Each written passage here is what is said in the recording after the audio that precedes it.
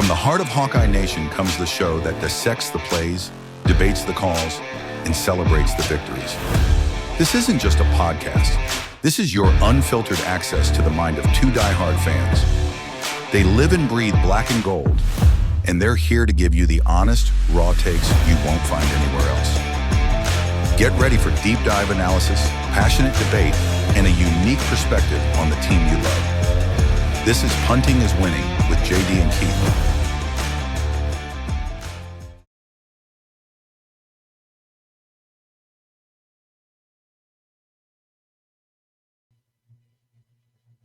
Welcome back, Hawkeye sports fans, to another episode of Punting is Winning, your all Iowa podcast. We are your hosts. I'm Keith. He's JD.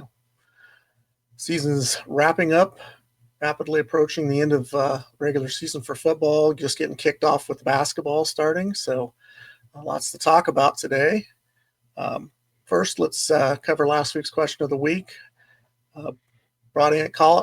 Sent in by one of our listeners.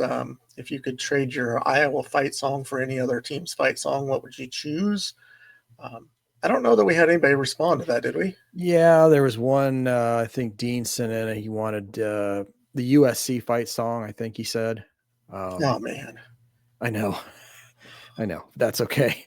But I think he said something, too, about he didn't want Michigan's because that was his high school's fight song, just like our high school's fight song. So, yeah, I don't know. Notre Dame, I guess, would be one of those, I guess, that's pretty iconic that we could substitute, I guess. I don't want to. But we could go Boomer Sooner. I've been to Oklahoma. I watched them play in person. Yeah. I've been on the field back in '83, and yeah. Back when you could stand on one sidelines and not see the other sideline. Yeah, there was such a crowd on the field. Such a crowd, yeah. Well, that. Iowa was like that too. Yeah, I mean, fields had to be kind of that way, and to a certain aspect, just for drainage. Especially with everything, now that there's, and I think it was a turf field at the time, wasn't it? Yeah, I remember right. Yeah, it wasn't natural grass at the time. Quite an interesting thing. I mean, I remember, of course, back then, we were I was maybe 11, 12 years old and wasn't very tall anyway. So I know you couldn't see me on the other sidelines. Yeah. If I stood there, it was such a crown that it's like when you were in the middle of the field and you threw the ball to the sidelines, it was throwing the ball downhill. It really was that big of a crown. People don't realize how big of a crown back in the day it was. Now it's not. They don't do that anymore. But it was 100% for drainage, so that when the water, when the rains come in, the water would just basically run right off the field. Yeah, right. It'd always be sidelines. It'd be drenched, and there'd be an inch or two of water on the sidelines if you had a wet game. But I remember our high school field had a pretty decent crown to it as well. Probably still does. I mean, they are way behind the times when it comes to upgrading their facilities, but small town. Yeah. Well, I know they had a bill to pass that didn't pass. So you got a lot of people like our parents who won't vote for it because it's not going to benefit them in any way whatsoever to raise their taxes to pay for a bond. So, I don't live there, so it doesn't matter to me. Yeah. Yeah. Anyway. Everybody anymore is going to those AstroTurf fields, or what they call them, prescription turf. Yeah, everybody's going to that anymore. I mean, even small towns, and they're figuring out how to save up the money to have it done. And actually, I think from what I saw on Twitter the other day, I think Norwalk is doing that with their baseball fields and softball fields. Baseball would have been nice because then you get true hops, and the ball does come faster, though. It does skip off that turf pretty quick, but by the same token, you're not going to get one of those rock that bounces up and hits you in the nose when you're not expecting it. It's a pretty true hop. And I think it's kind of interesting. I don't want to get off on a tangent here and get off on what we're supposed to be talking about, but I remember when the youngest was playing there at Norwalk and playing baseball, and that was that baseball field was a sense of pride for that administration, and it's still the same coach. So it's kind of surprising that they went to a field turf. Maybe it's simply because it's easier to maintain and you have less rainouts, obviously. Yeah. I know they were doing it like for the softball field at one point anyway, so maybe it was just a package deal. I don't know. Yeah, 2 for 1. It's interesting. I know Bondurant did it as well. Yeah, so, the only time, of course, I'm going to date myself. I'm old enough that you never saw a AstroTurf field. The only time I saw one was when we went for a fall practice scrimmage over to the University of Nebraska in Lincoln and played over there. And their infield was turf, but their outfield was grass. So this would have been roughly 1987. Oh, yeah, right. 1987. Yeah. Yep. I was still in high school at the time. So fall of 87 would have been, because fall of 86, maybe it was fall of 86. I can't remember if it was, when we went there, we played in the fall and we played scrimmage games against, bigger schools. We played Northwest Missouri State. We played Iowa State. We played Iowa. We played Nebraska. We played Creighton. We played just other teams around in the area. And I can't remember from year to year which ones we played what year I was there. So I remember going when you played Creighton. Yeah. Well, the next day we went and played Lincoln. We went to Lincoln and played Nebraska. And right. You'd already pitched in the Creighton game, so we went home. Oddly enough, I got to pitch in the Lincoln game, the Nebraska game. So, yeah. Anyway, you got a question of the week for this week? Yeah. With the loss to Oregon, how does Iowa respond in the next 3 games? Do they go 0-3? Do they win 1 out of 3? Do they win 2 out of 3? Or do they win all 3? That's the question. How does Iowa respond for the next 3 games to finish the season, or the regular season anyway? Yeah, it's interesting to see how that pans out. Right. And we'll talk about it here in a minute. I had a feeling prior to the game on Saturday. My first thought was, if you beat Oregon, you're going to win. You're probably going to go 2-0 against Oregon and USC. If you lose to Oregon, I felt like we were going to go 0-2. Now, that's just prior to the game playing. So after seeing USC play and seeing Iowa play against Oregon, and I'm back on the 1-1 side of this. I mean, I still, that's one they let slip away. Could have been 2-0. Yeah, absolutely. I think. Okay, let's get into that game, and then I got a question I want to ask you real quick too afterwards. Iowa played Oregon over the weekend. Number 9 ranked Oregon, 20th ranked Iowa in the CFP playoff rankings.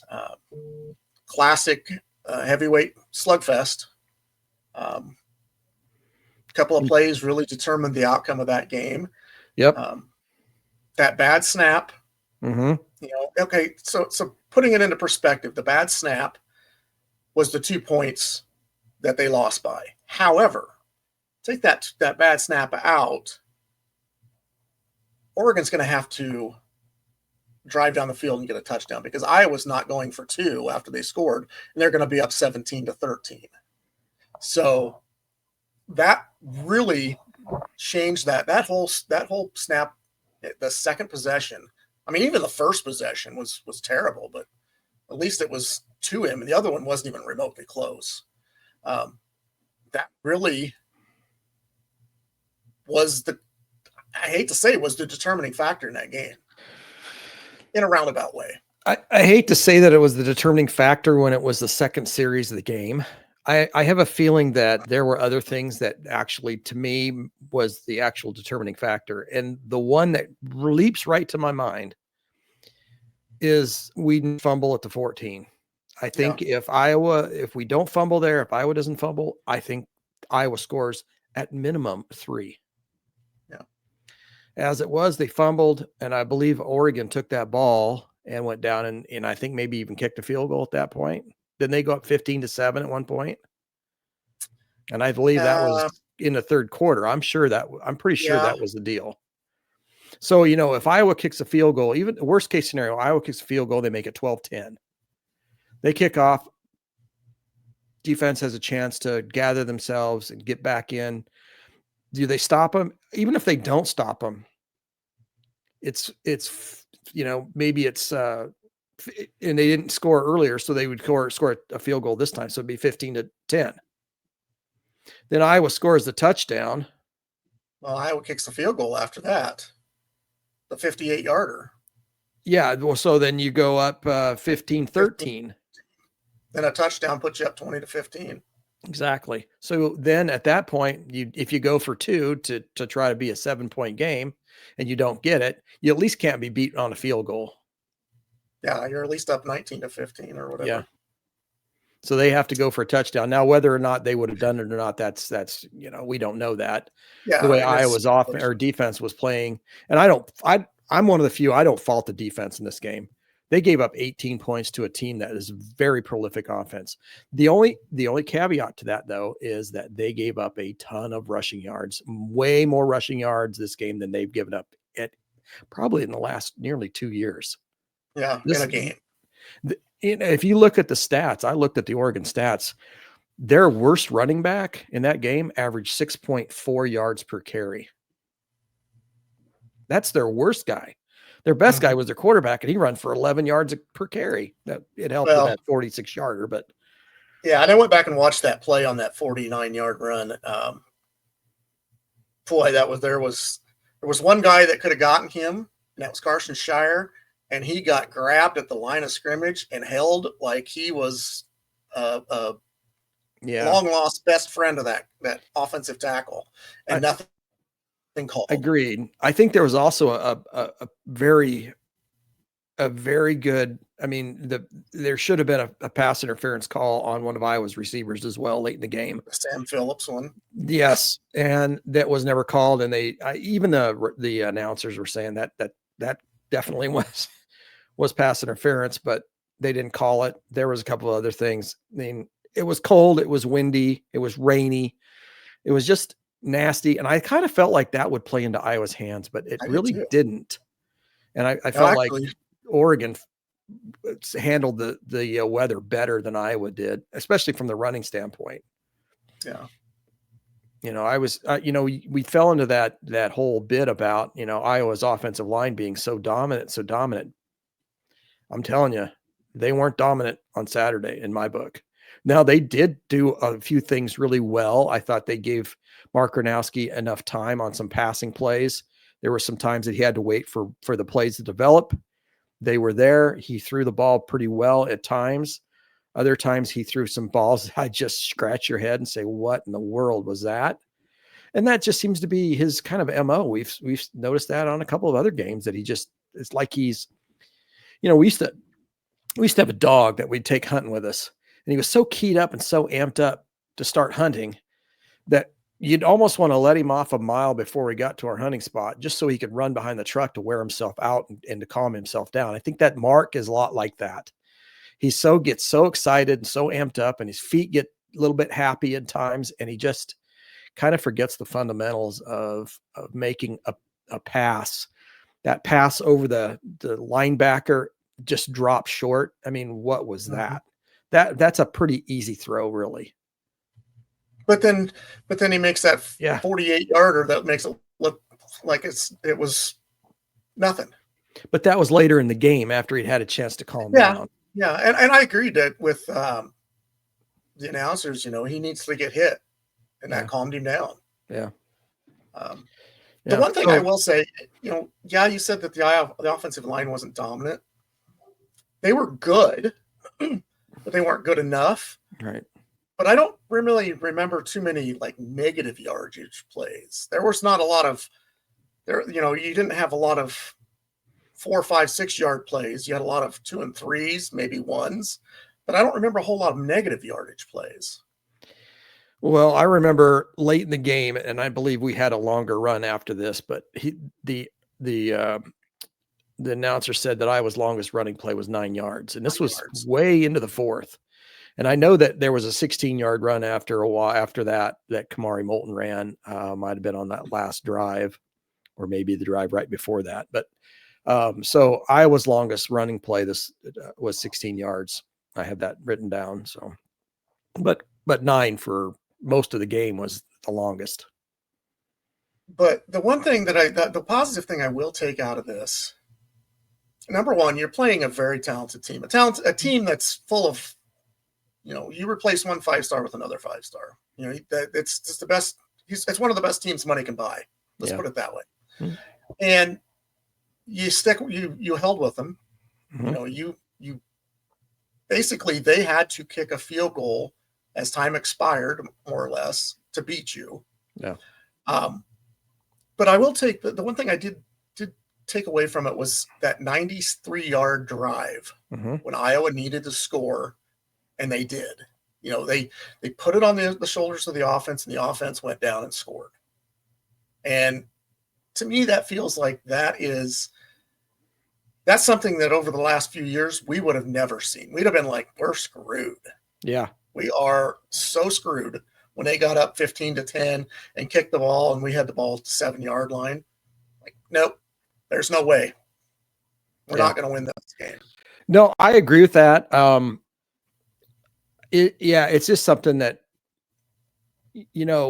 there were years between 21 and 24 that I would always say, if the defense, when they would come up with a turnover and run the ball, like an interception, if they didn't score, Iowa's not going to score.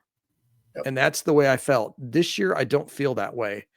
I actually had a little bit of confidence that they were going to either go down and at least get something.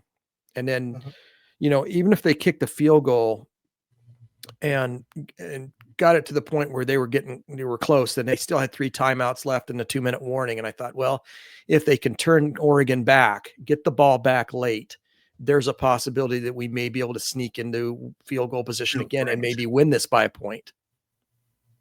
So, I felt pretty good, like you did, that, this is something we hadn't seen, and I thought they could do this, and they did do this.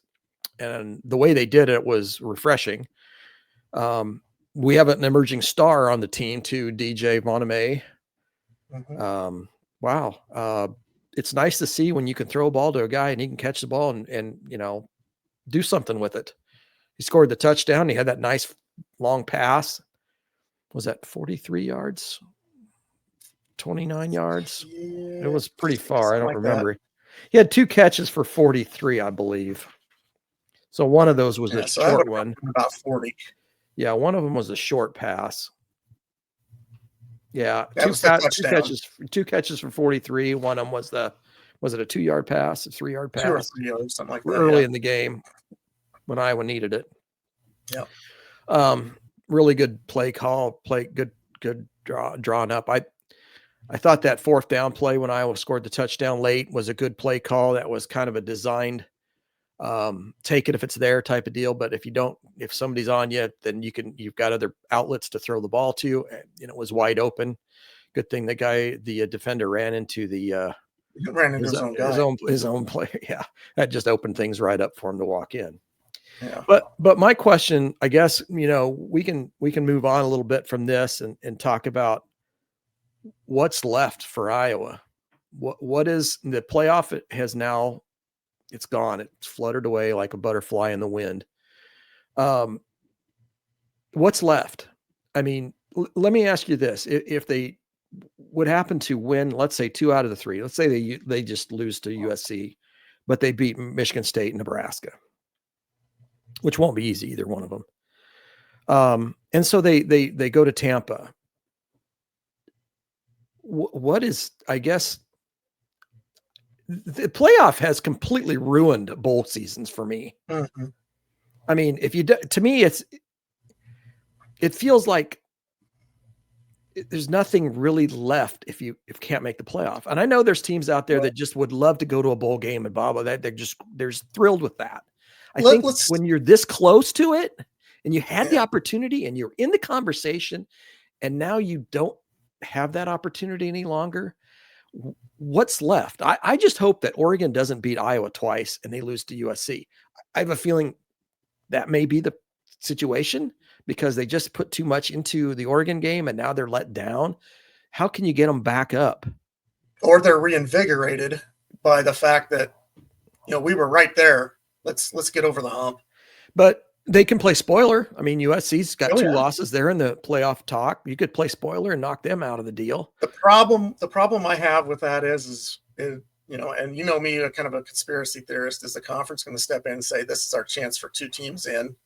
There's no way you're going to allow Iowa to beat a USC, to knock USC out, because the other option would have been Washington. They lost. Well, Michigan still has a chance, but they still have to play Ohio State at the end of the season. So there's, they could have 3 losses. But you get down to that Ohio State game, and Ohio State's undefeated. Would the conference say, maybe Michigan needs to win this so we can get our 4 teams in? And, Ohio State's still going to play in the championship game. So does it really matter if they beat Michigan? No. Well, I don't know. I'm a conspiracy theorist. I don't know. There is that talk about, will there be a 4th team from the Big Ten? If there's 3, if they're all the teams that have 3 losses, let's say Iowa beats you. Well, USC still has to play Oregon. Mm-hmm. So, I mean, if Oregon beats USC and stays only with 1 loss, so you got Ohio State, Indiana, Oregon, there's your 3 right there that are dead guaranteed to be in. Where's the 4th team if there is one? If Michigan loses to Ohio State and has their 3rd loss, if USC loses to Iowa and has their 3rd loss and then loses again to Oregon, or beats Iowa and then loses to Oregon, there's 3 losses. There is only those 3 teams with less than 3 losses, and that is it. Everybody else has 3 losses. Washington's still in the mix there with 3 losses, but they still have to play Oregon. Why would they? No, I know. After losing to Wisconsin, no. Yeah, exactly. No, I know. Look at 3 lost teams. They're still a 3-loss team. I mean, you were talking 3-loss teams only. I'm throwing that in there. If they still have Oregon on the schedule, so I mean, more than likely that's a 4th loss. But I mean, if you're going to look at 3-loss teams to be that 4th team in the Big Ten, then Iowa lost to Indiana, lost to Oregon, and lost to a ranked at that point in time Iowa State, which Iowa State is killing us. If there's one game. I said it last week. I'll say it again. Iowa State is the game that Iowa lost their playoff chances on. It's hard to say that when they lost their first game. But if you look at it, you win that game, you're still in the conversation. And see, that was where I was going to go with, which loss was most gut punching or gut wrenching? Was it the Oregon, the Indiana, or the Iowa State game? Oh, Iowa State, 100%. No question about it. Question about it. Let me ask you this question then. Would you rather lose by 2 to Oregon or lose by 2 touchdowns to Oregon? I think I'd rather lose by 2 because I know that I'm there. Yeah. Because I know that I'm there. Some people would say I'd rather lose by 2 touchdowns than lose a heartbreaker by 2 that. Because it's difficult on you. But yeah, I'm right there with you. The reason I say that is because if you lose by 2 touchdowns, it just feeds that narrative of Iowa cannot play with the big teams. They cannot play with the ranked teams. You lose by 2 points in a heartbreaker at the last second, 3 seconds left in the game. They kick a field goal. You feel good about where you're at because you didn't get blown out like you've been getting blown out in the years before. Yeah. So now here's the other question is, okay, Iowa, let's say, goes to Tampa like I talked about it a little bit ago. Gauge the level of interest in that.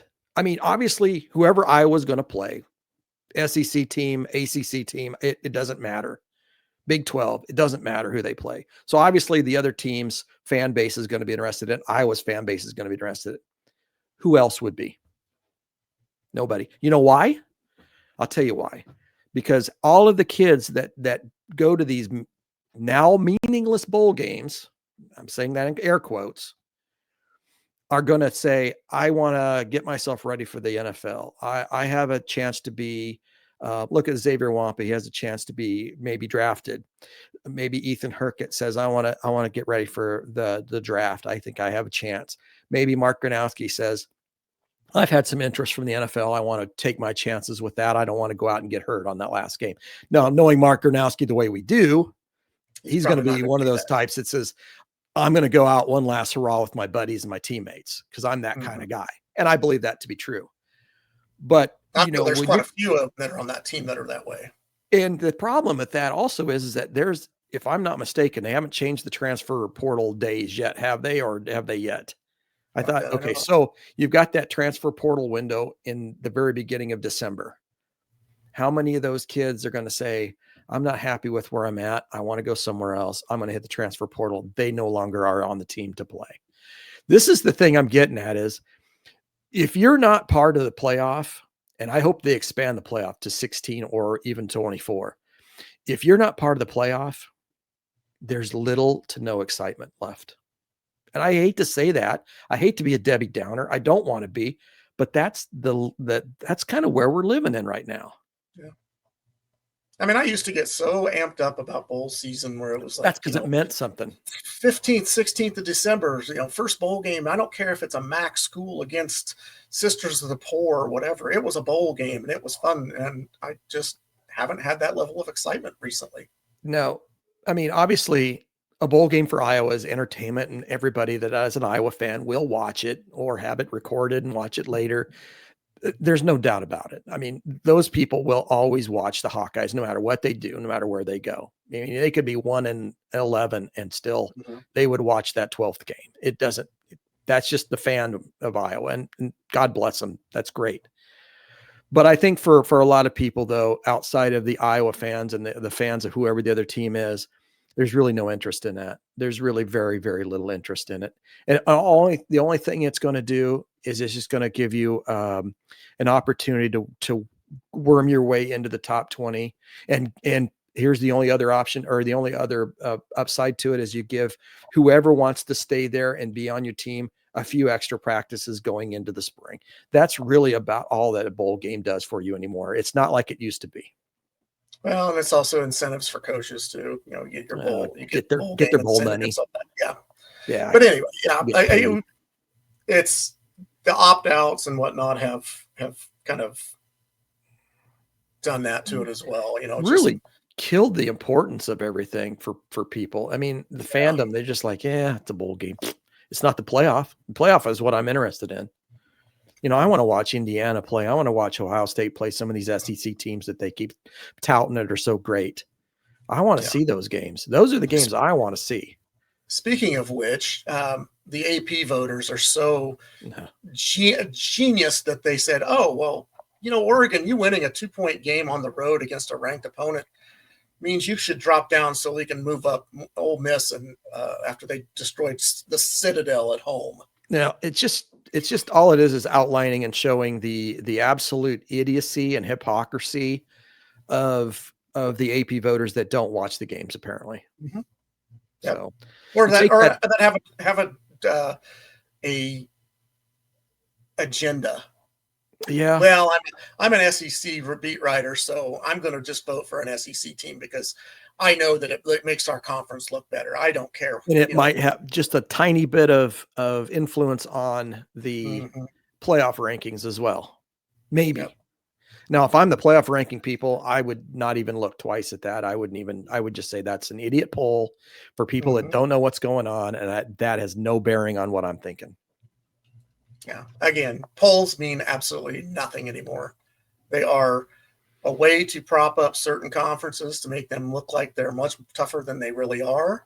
And to say, oh, well, we have this many wins and against ranked opponents. Well, how many ranked opponents were there really?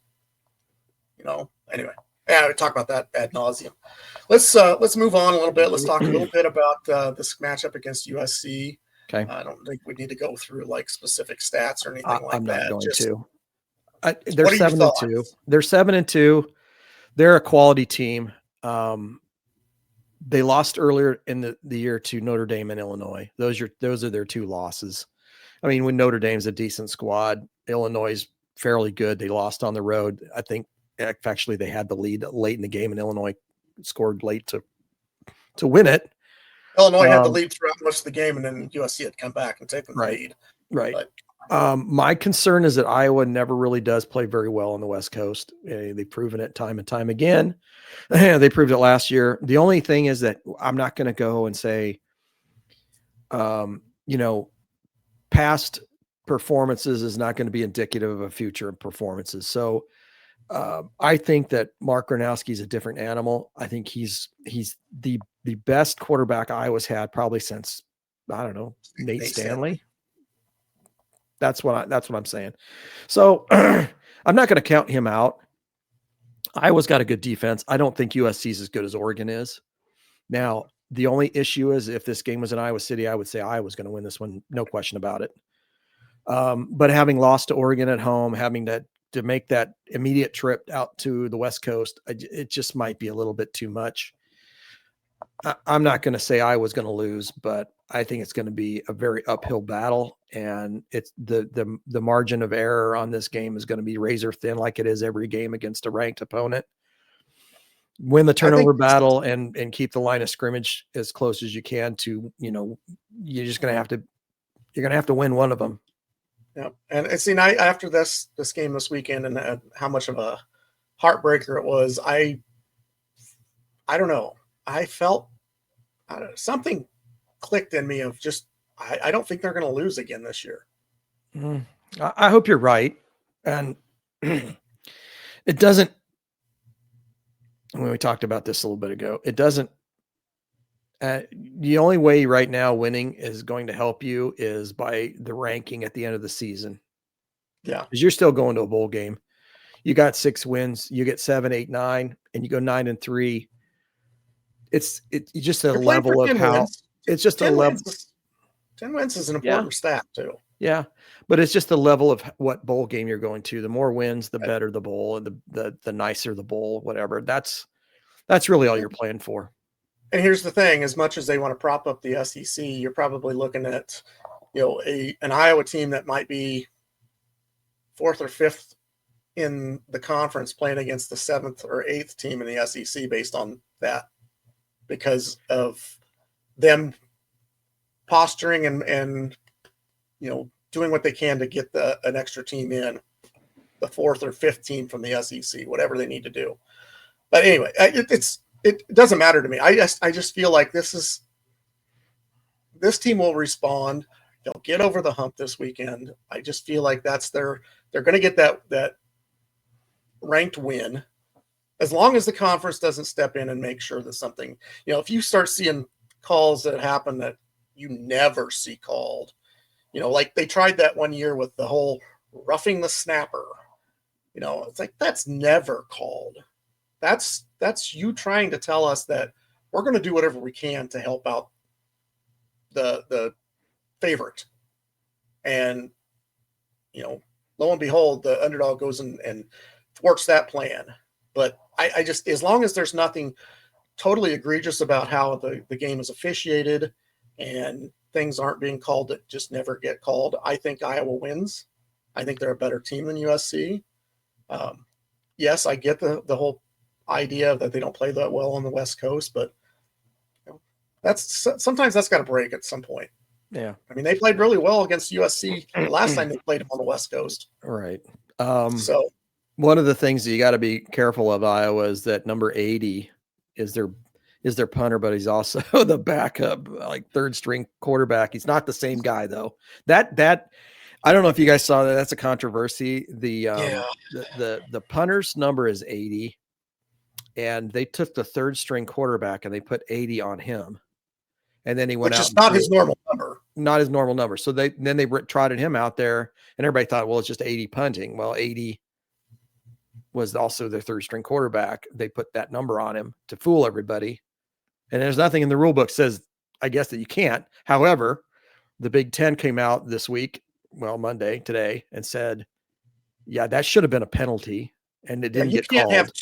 You can't have 2 of the same number on the offensive side of the ball, regardless of whether they're on the field at the same time. So they cannot be. So you'd have to have 80 would have to be on the defensive side and couldn't play offense as long as there's another. That's the way I understood it. I don't follow it as well as that, because I'm like, what if you had, like, let's use Xavier Wampa and KJ Parker, for example. KJ Parker goes out there and he's a wide receiver. Xavier Wampa's a safety, but we decide to Charles Woodson him. and we throw him in at wide receiver. Can't do that now because you'd have to put a different number on him. Yeah. Yeah. So that's not going to happen again. I don't believe USC is going to try that again. That was a one-time. You got away with it. You shouldn't have. You did. That one's going to have to go in the recycle bin. You can't do that again. And if you do, I think this time I think the Big Ten Conference would come down on them pretty hard. Even if it is a penalty, I think they would say you do that again, and there's going to be some serious ramifications. That's very deceitful. Yeah. I mean, I get you can be deceitful in the way you play the game, but yeah, that's kind of one of those that goes beyond the line of. Yeah, it's kind of that unwritten rules type of thing. You just don't do that. Like baseball, if you guy showboats on you, you better expect to get one in the chin next time. Yeah. Anyway, well, let's move on from football a little bit. Let's talk a little bit about some basketball as it started up this past week as well. Yeah. Yeah. Talk some men's basketball first. What are your thoughts? You've seen both games, probably. I've seen both games. Let's talk about Robert Morris maybe first. Okay.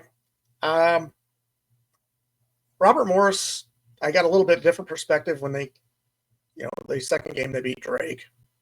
Now, granted, it's a Missouri Valley Conference team. It's not the same Drake as last year. Obviously the same Drake as last year is what we have now. Mm-hmm. But it's not a team that was, this is a team that was 29-6 last year. It's not like this is they were 9-26 or anything like that. I don't know. I thought the defense played really well at stretches, but I also felt like Robert Morris just hit a bunch of shots in the second half that they weren't hitting in the first half. Yeah. I mean, they couldn't miss. Yeah. And it's not like the defense was terrible in the second half. It was not as intense because, obviously they were up by 30 at one point. You probably don't have the intensity you have on normal defense. But these guys, I think they finished the second half, what were they, 12 of 18, 14 of 18 from the field. And then 2/3 of those were 3-pointers. I don't think they made too many twos in that second half. Yeah. Plus a lot of, they had a lot of trips to the line. There's a lot of fouls called. Yeah. 101-69. Iowa, I guess you could probably say let up a little bit on defense. Here's the thing that I did say about that. And as we were watching that game, I said, this is the type of game that if this was last year's team, this would have been about a 90-80 game. So I think there were steps that were taken that are positive. I think also it was the first game. So you take that with a grain of salt, not playing another team in an actual live game situation. Yeah, you've had a couple of scrimmages, and that's been situational stuff a lot of times where you're trying to do stuff. You're trying to put them in comfortable positions. So I kind of took that was, that's a 31-32 point win over an NCAA tournament team last year. So I thought, okay, I was a little disappointed in the second game in how they played. Well, let's stay on the first game for a little bit. I got something. When Iowa got up 17-2 in that first game against Robert Morris, you sent me a text, and your text was thoughts ? And what did I send back to you? I'm happier about the 2 than I am about the 17. Mm-hmm. And that's that. I couldn't have said that better, probably. It just came to me. I'm like, I like the fact that they're playing defense and they're holding that team to 2. The 17, yeah, hey, great. That's fine. We've seen offense before. I'm more curious to watch that play defense and the way they play defense. It was pretty intense to start the game. And I think Robert Morris missed some shots they didn't miss in the second half. That had something to do with it. But you can definitely tell that there's a leader on the team. And he might be a quiet leader, but he's definitely the leader, and you can tell right away who that is, and that's Bennett Stirtz. He is definitely the quiet leader of the clubhouse. You don't see it, but he might be more vocal in the clubhouse, but we wouldn't be privy to that. He's led Iowa in both games in scoring and assists, which is exactly what you want out of a point guard. The assist part of it, maybe not necessarily the points, but that's fine. If he's getting them, get them. Shooting the ball very well. Playing a lot of minutes, although not as much in that second game as he did the first game. No. Yeah, their second game, he played every minute. First game, he came out with 4.5 minutes left. Okay. He played every second of that second game, from what I understood. I don't remember. I thought he was out late. But he did slide over to the number 2, so he wasn't, so he could give other guys an opportunity to play point. So he did slide him over to 2 a little bit here and there. So going back, here's my thoughts on the team after that first game. I think they're more athletic. Uh-huh. They are definitely more defense focused. Uh-huh. I think they got out of what their normal game plan was in that game, because they started running a little bit and they started pushing the pace, and they just kind of let that transition flow into the game plan. I think that's not what they wanted to do. 101 points. We as fans probably like, oh yeah, great, hit 100 points. That's not what the coaches wanted. Coaches would much rather have seen 75, 80 points to limit the possessions. They'd rather see like what we saw in the second game. Yes. Now, the one thing about what I feel like about this team is that it's early. There's still a lot of learning to do. I'm concerned about 2 things. I'm concerned about rebounding, because they got out rebounded against Western Illinois, and they only won the rebounding battle against Robert Morris by 2. I thought they finished the Western Illinois game at up 1.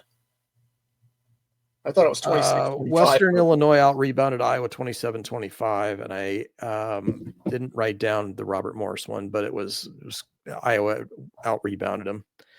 And the next thing is defensive consistency is bothering me a little bit. And like I said, I preface this with saying it's early in the season.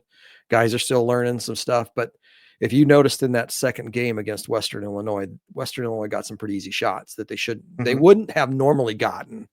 So I think and then you saw one time that even the crowd got behind Iowa when they were playing defense, and they forced, I don't know if it was a really long shot towards the end of a shot clock, or they even caused a shot clock violation. I can't remember exactly, but I remember them, Tavian Banks on the guy out in the center of the court, and he was in his stance, and they were guarding close, and even the crowd started cheering. And that's something that Iowa hadn't seen for a while. But then they turned around a couple of possessions later and gave up an easy layup that they just, if you play tough defense, that's not what you need to do. It's consistency. And I realize it's early, and that's still going to have to be worked on. And I know that Coach McCollum will say, guys, our defensive consistency needs some work. Our rebounding needs some work, especially on the defensive end. We had too many offensive rebounds for the other team. There definitely is some things they got to learn. Now, here's something else. They are a very deep team. There are guys that you take out of the starting lineup and you put in guys that come off the bench, the 6, 7, 8, 9 guys. You're not missing a beat with those guys. Now you take out Stirtz, things might be a little bit dicier, because he's kind of he's the commander. Catalyst. He's the commander of the squad, and nothing happens unless it goes through him. And that's kind of the way it is right now. And I feel like there's 2 guys that are probably the most indispensable on that team right now, and it's obviously Bennett Stirtz, and I think Tavian Banks. Yeah, he's very good defensively. He has some hops. He can score. But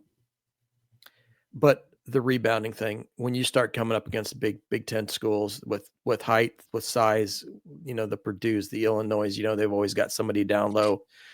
I'm just concerned about second chance points when it comes to Iowa and their rebounding. That's my biggest concern is, we're not super, super tall. And the ones that we do have that are taller are not beefy. They're not, they get pushed around a little bit.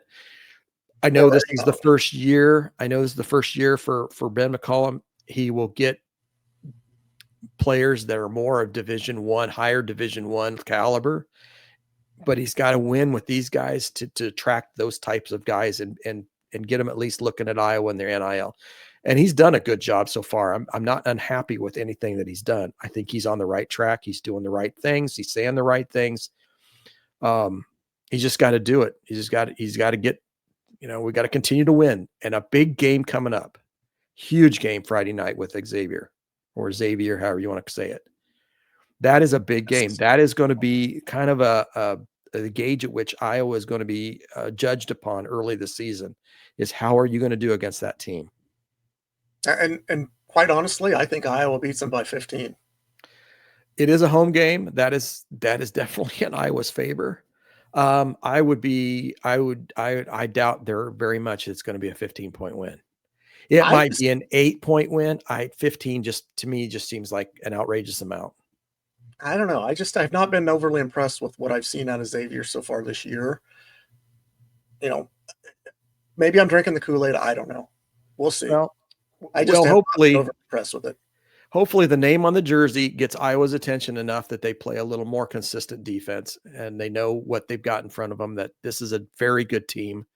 This is somebody that we have to watch. We can't let down. They knew they overmatched Robert Morris. They knew they overmatched Western Illinois. They knew that they got ahead of them far enough that they could kind of relax a little bit. That's going to be the case going forward. Especially when you start getting into, Ole Miss, you're talking about Xavier, you're talking about Iowa State coming up. You talk Michigan State at Michigan State. That's your early December Big Ten game. That in Maryland, isn't Maryland? I think Maryland's a home game, but it'll be right after that, probably a couple days later. They always play those 2 early Decembers, then they pick it up back up in January. But I'm happy with what I've seen so far. I think there's a lot more improvement to be done. And I mean, obviously there's going to be, because these guys just need to play together, play games together, learn how each other does what they do, their little idiosyncrasies, the things that they do that, leading the pass to the correct side, just little things like that. Well, speaking of little things, let's talk a little bit about the little things that make the Iowa women's team go. Like, let's talk Chit-Chat Wright. Yeah. 5'4" and very dynamic and a great shooter. She is really a much better shooter than I thought she'd be. I figured she'd be a kind of a distributor, kind of a facilitator, drive the dish type of stuff, but she's a pretty decent little 3-point shooter. And then didn't she end up with a double-double and it was points and rebounds too? Yes, she did. 5'4" with double-digit rebounds. That's impressive. Exactly.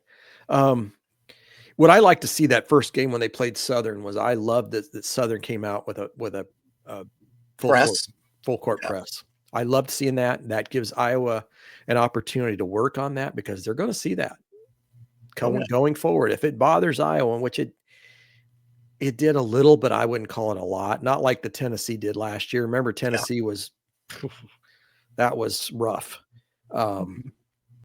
So it was good to see that early, and to kind of give them an idea what they need to do to break things like that, and where they need to be on the court. Just, it's easier to do it against, it's easy to do it against your own players, but it doesn't really give you much until you do it against somebody that's their thing. And Southern seemed like that was their thing. So, Ava Hayden led Iowa with 21 points and 14 rebounds in that game. So that was a double-double for her. She's emerging as kind of a star right now. There's a lot of good players on that team. Some of those new guys. I think Emely Rodriguez is a great little player. She's going to be good going forward. Layla Hayes she's going to pick right up. The only issue with Layla Hayes and Ava Hayden is just minutes. I think in a couple of years, it's going to be where they're going to be just battling for minutes. And that's a good thing to have. That's a good problem to have. But by the same token, you kind of want to give each one of them their minutes, but it's hard to. Maybe one of them's going to have to move to a 4 maybe and take over for when Hannah's gone. Here's the thing, and kind of watching those two games, Iowa seems to have, like, they could run their starting five out there, and then 3.5 minutes into the game, they could sub out all five of them, bring in 5 new fresh players, and really not lose a beat. Right. It's good to have depth. Yeah, I mean, you start bringing in, the Addie Deals and the Emely Rodriguez and Layla Hayes, Journey Taylor Houston, Stremlow, and Journey Houston. As long as you got somebody that can bring the ball up the court, that's pretty potent team. Yeah. And you could play almost the Dr. Tom hockey lines distribution. You 5 guys in, 5 guys out, and you do it every 3 minutes and just press the crap out of everybody. That might have to be the recipe for success against certain teams is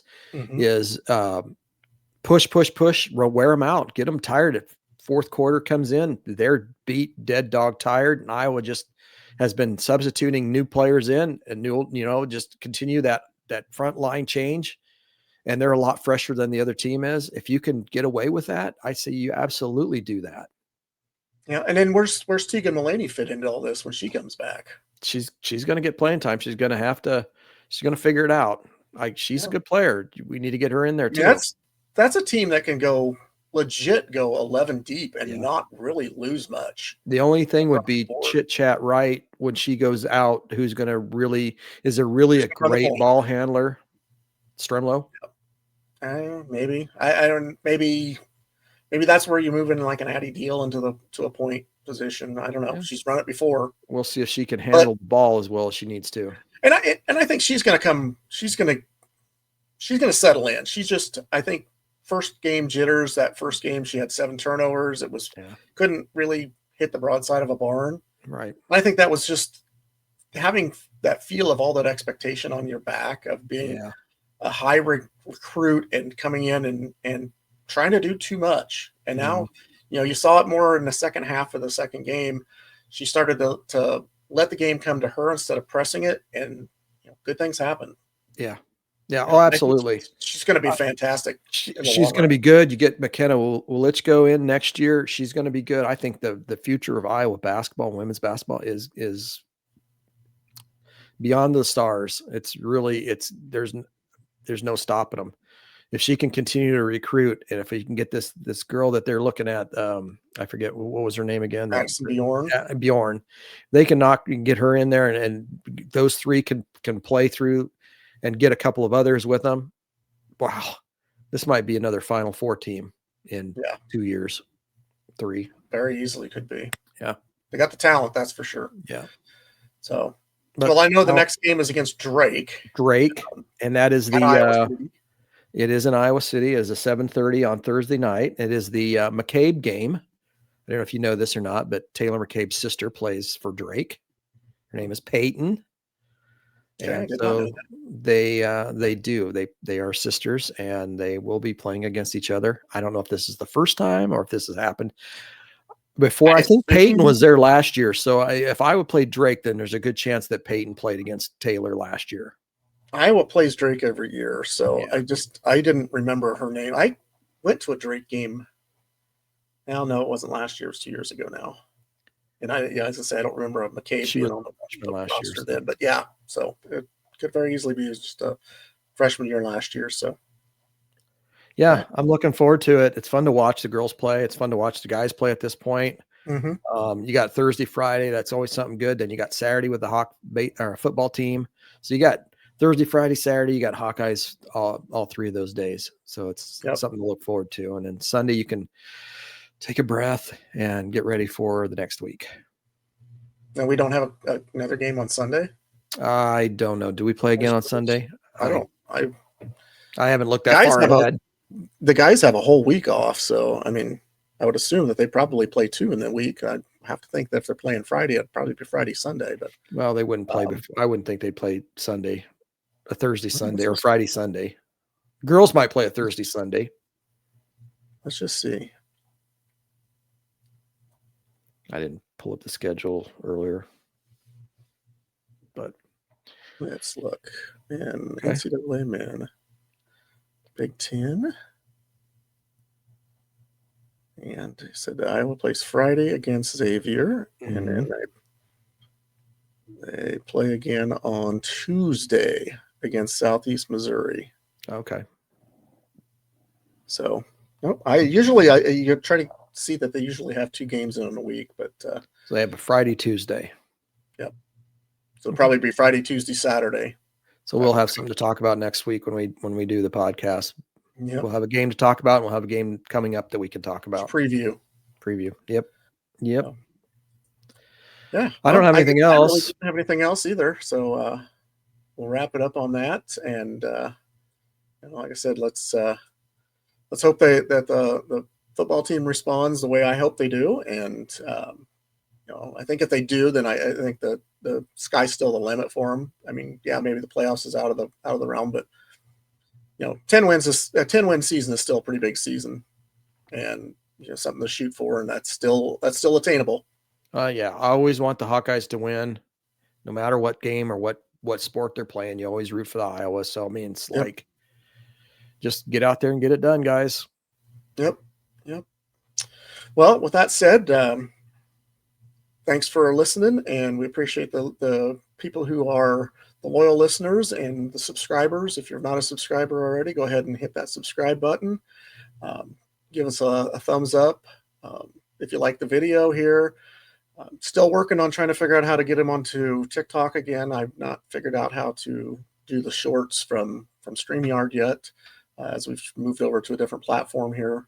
But eventually I'll have a chance to, probably once football season's over, I can actually sit down and take the time to do it. My weekends are usually pretty full, and my weekdays are definitely loaded up right now. So we'll get that in there, and we'll get that start back in there. It's on the TikTok side and on the YouTube shorts. Okay. But yeah, other than that, if you want to buy some merch, the QR codes at the beginning of the video, feel free to purchase something. Give us some outside props, I guess. Little advertising. We'd appreciate that. So otherwise, we'll catch you next week, and hopefully we have a big week to talk about, a few good wins, though, but we talk next week. So yeah, with that, that'd be great. Let's give it a go, Hawks, and get out of here. Go Hawks. All right. Go Hawks.